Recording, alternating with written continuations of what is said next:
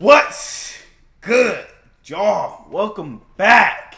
And today we got woman doesn't realize her Tinder date is a killer. Crazy. This world is crazy. Let's watch it. December 1st, 2018. CCTV records 22-year-old Grace and her Tinder date, Jesse, getting ready to leave a bar. Okay. They had just met a few hours ago, but already they're about to head back to his place. And that's why I don't understand. I'm gonna pause it already. I don't understand why people meet people online, Tinder and all that. I know dating is hard. It's fine. Being alone is hard. I know. Being alone is hard. I know. Trust me. But you gotta just. I say just wait till you meet somebody in person. Like you walk them down. I'm saying from a man's perspective, you walk them down in person, get to know them a little bit. Give me your number real quick. Cause meeting people on the internet is not it. It's a lot of psychos, nigga. It's a lot of crazy people on this internet, bro. I'm trying to tell you, so I don't fuck with it. But hey, y'all do y'all. Everything seemed to be going perfectly well. Especially Tinder. So well, in fact, that soon after they could be seen heading to a nearby hotel and up to Jesse's hotel room shortly after. Nobody could have expected that this was the last time Grace would ever be seen alive. Damn, he killed her? Fuck. The next day happened to be her birthday. Bro, I didn't think I was watching a video like this, bro. I thought it was just like, I don't know. Fuck, dude. Damn. Another video like this? Let's watch it. Nobody was able to reach her all day, and the same was true even days after. It was like she disappeared off the face of the earth. She pretty Her too. friends and family quickly reported her missing, but to no avail. Meanwhile, Jesse was recorded on 22 years old. CCTV out and about, going up and down the elevator, carrying cleaning supplies, and what appeared to be a suitcase. A suitcase with contents that would shock everyone to the core. It's her body, you already know. And what's even worse, the killer had another date lined up. And if the cops don't intervene and arrest him quickly, this girl, as well as countless others, could fall victim Why to are you this killing very same females? man. Why are you wasting money taking females out on a date, right? Taking them out on a date, bringing them back to the crib, busting them. I guess that's what you're doing. Then killing them after. You're a fucking moron, nigga. You don't deserve to be on this earth. Tell me what happened last Saturday. They need to start doing this, bro. This is what cops need to start doing, bro. They need to start sending niggas who do like the most devious fucking crimes, get a fucking spaceship and send them niggas to the moon and build a big ass prison on the moon, or just let them niggas sit on the moon and fucking suffocate without a fucking suit. That's what they need to start doing. Cause these niggas don't deserve real prison, bro. Or they don't deserve just death, bro. They need to suffer, bro. Shit's sickening, bro. And from the beginning? Yeah. At 5:37 p.m. on December 1st, 2018, Grace, who just finished a backpacking journey from England to New Zealand, leaves her hostel to meet Jesse.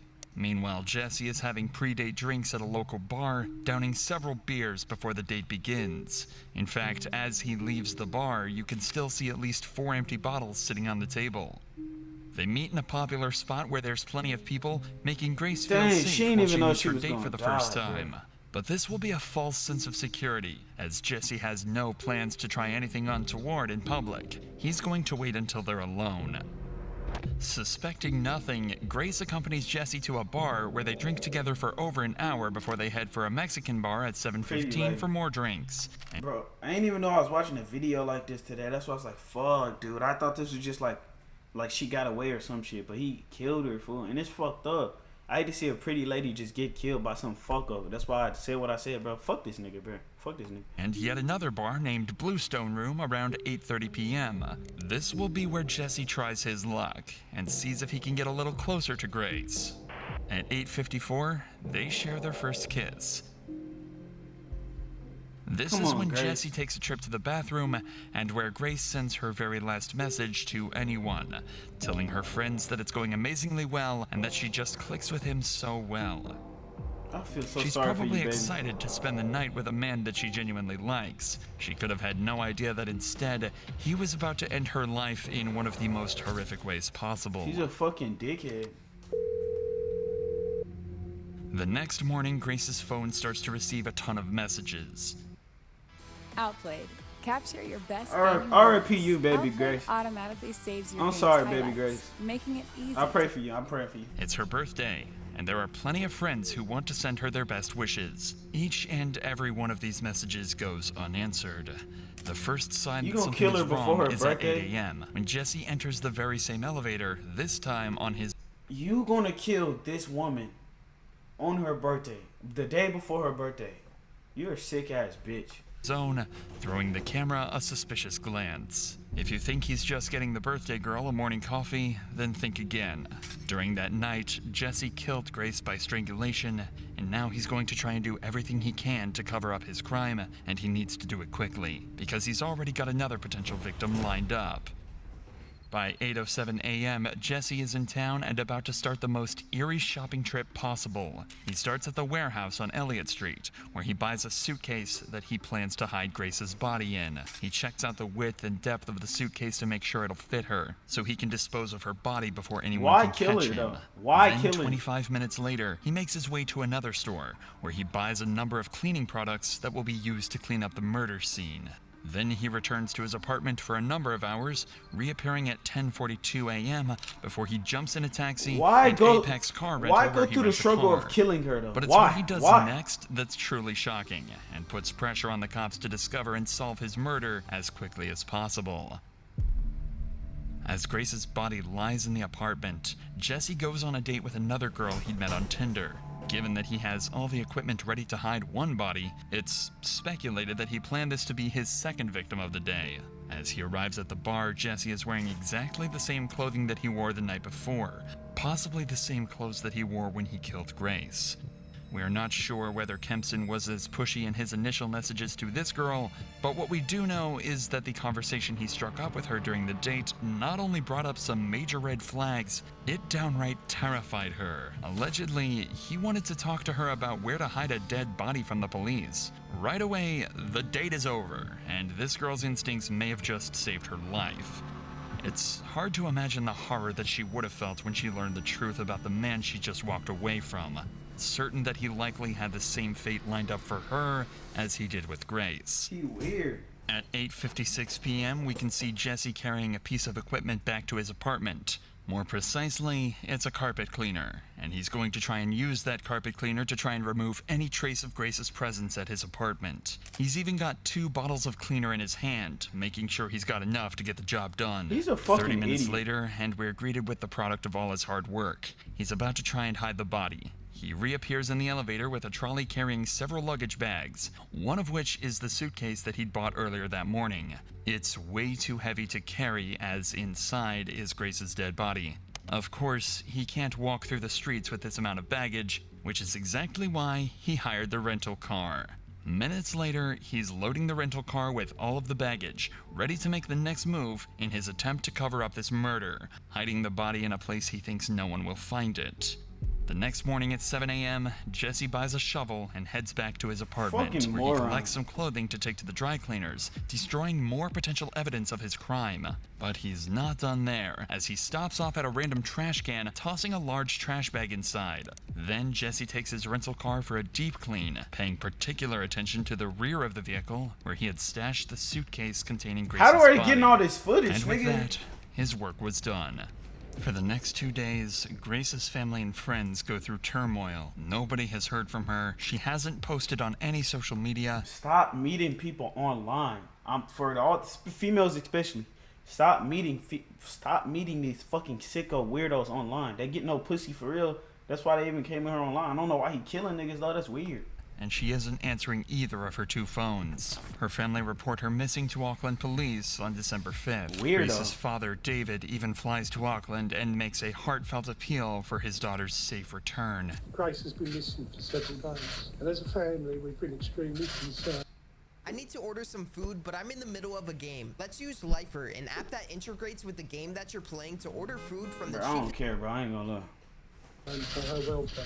To anybody who has seen, spoken to, or come into contact with Grace, come forward and contact the investigation team. With so much media coverage at the time, Jessie likely saw her father's appeal, and yet the family's pleas went unanswered. But Auckland police are about to use various methods to track Grace's last movements and find their main suspect in her disappearance.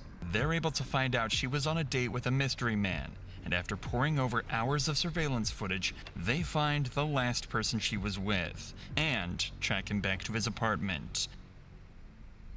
At 3 p.m. on December 5th, the cops turn up at the City Life Hotel, but they almost miss their man as he eyes them in the lobby when he approaches the front door. Jesse thinks if he casually strolls away, he won't be noticed, but these eagle-eyed cops don't miss a trick and quickly apprehend him before he can make an escape. At this point, the smartest thing for Jesse to do is to own up to his crime, maybe try to play it off as an accident and face the consequences. But he's not going to do any such thing.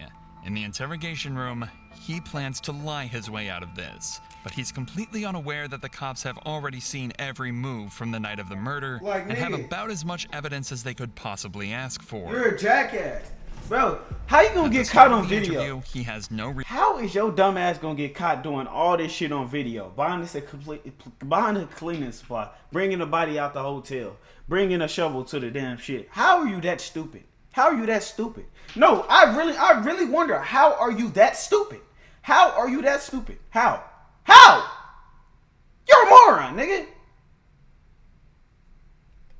Disgusting. Reason to lie, as he's just recalling the events before the murder. Tell us about Grace. So I was talking to Grace on Tinder. Yeah. We'd matched on Friday. I saw that we'd matched the next day on Saturday. And then we met at Sky City. And then we decided that we were going up to Andy's Burger Bar, which is on the first floor. Not long into this interview, Jesse becomes entangled in his first lie, as he claims Grace was the one pushing for a date, when we already know he was the one trying hard to meet Grace in their initial messages. Whose idea was it to go to that particular burger place? Me. Because I didn't initially know that she was real. What do you mean? Well, there's a lot of... So have you heard of catfish? No. So catfishing is where someone uses your profile or uses your photos and pretend. What I don't see is, how can somebody go on a date with someone, sit there, right? Sit there with someone, smile, laughing it up, have a whole meal with someone, then take their life. How can you do? I can't. You have to be a sick. I have never thought about. Okay, I'll be lying if I said I never thought about taking somebody's life. I'll be lying. I'm being so dead ass. But well, that came out so wrong. But it wasn't somebody who, like, I smiled in their face. I like you know, had a meal with, sat down, kissed, hugged. It's nobody I ever showed any love to. I thought about killing them. It's somebody. If I ever thought about killing somebody, it was because what they did, and it had to be something really, really, really, really deep, bro. No, like, I won't kill nobody over no stupid shit. I'm not a fucking moron like this nigga. It gotta be something real deep. Like, you had to do something. But you niggas, you really killed this woman. You really sat down and had a whole meal with this woman, tricked her like you loved her or whatever the fuck it was, and killed her. How can you do that? You a sick ass nigga, and you deserve to go to the fucking moon, like I said earlier, bitch. Tends to be you and then meets, and you're a completely different person. Right. And it's on Tinder, it's all about the way you look. And so if they use more endearing photos, you're more likely to swipe for them. Okay. Yeah. How does meeting in a public place sort of protect you from meeting someone who's not as good looking as... Well, there's security there. So if she wasn't who she said she was, at least in my mind, I'd feel safe. When Jesse is confronted with evidence from surveillance cameras, he continues to lie, digging a hole for himself that he's going to struggle to escape from. No. I go down Victoria Street, straight down to the bottom, and then hang a left, and I head towards the viaduct. You go to the viaduct a bit? Yeah. Yeah. Yep. You've kind of walked in a bit of a funny direction if you were planning to go to the viaduct. Well, it's the direction I normally go. Yeah. It's I mean, I'm just sort of saying, like, if you were planning to go to the viaduct. I normally go down Queen Street and then cross at the bottom of Queen Street, go through. It's all on video. Stop lying. The containers, and then walk along the wharf. Yeah. Is there a particular reason you were going to do that? I feel safer down that way. The cop obviously suspects something strange here. Jesse's behavior and responses don't seem to line up or make sense at all, and if Jesse is lying, it'll only take a good few questions to throw him off completely. So the cop starts to apply the pressure, sending Jesse into panic. Actually don't know if she's been murdered or not yet. She may be alive and well. Okay. But she might also be dead. Okay? And it could be that you've done it.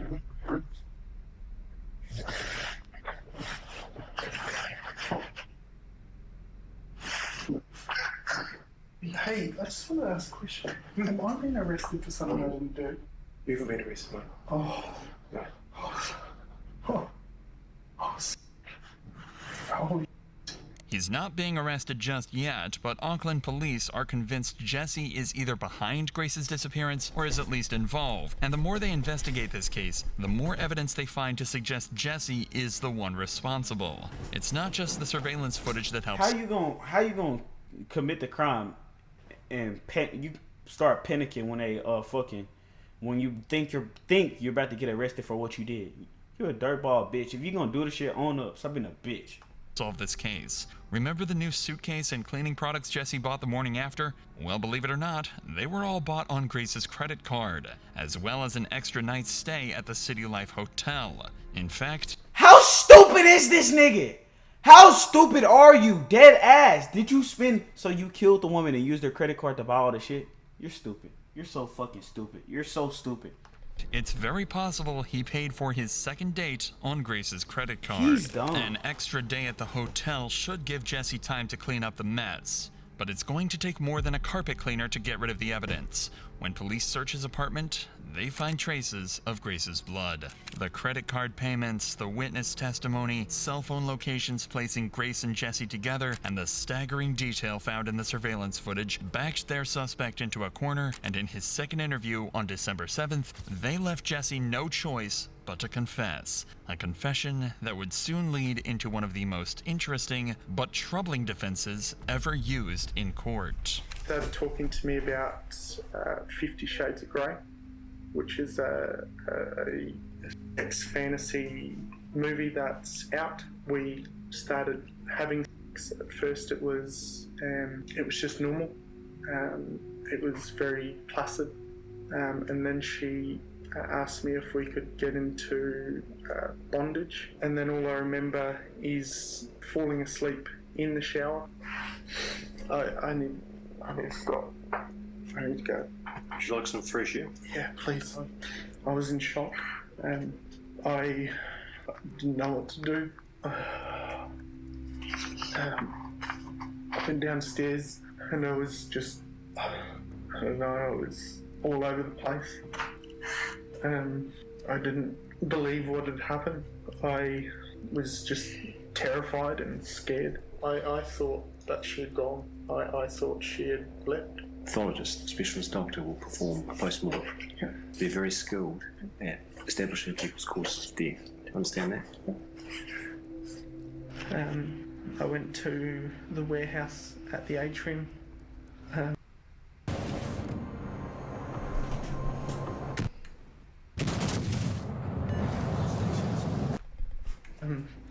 And bought a suitcase.